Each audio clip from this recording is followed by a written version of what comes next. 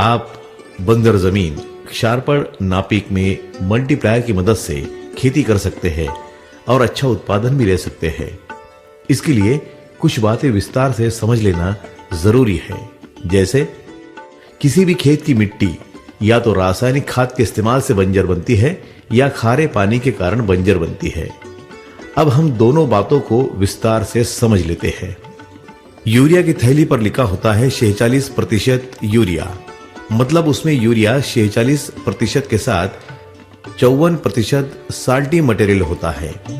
उसी प्रकार जब आप सिंगल सुपर फास्फेट खाद डालते हैं, उसकी थैली पर लिखा होता है 16% सिंगल सुपर फास्फेट, मतलब 100 किलो फास्फेट में 84 किलो साल्टी मटेरियल होता है।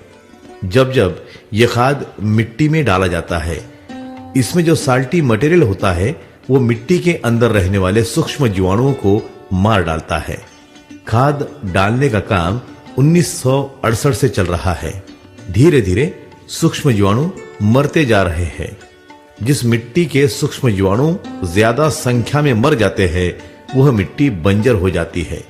उसमें कुछ भी पैदा होना बंद हो जाता है। कुछ खेतों में तो घास तक पैदा नहीं होती। रासायनिक खाद का इस्तेमाल प्रारंभ होने के पहले भी बंजर जमीन होती थी, परंतु वह कम प्रमाण में होती थी। जिस कुएं यानी कि विहीर का या तालाब का पानी खारा होता था, वहां की जमीन बंजर हो जाती थी।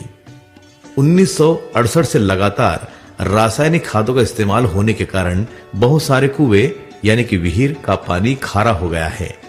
वहां की जमीन खारे पानी के कारण बंजर हो रही है। खारे पानी के लिए अब वाटर कंडीशनर बन गए हैं।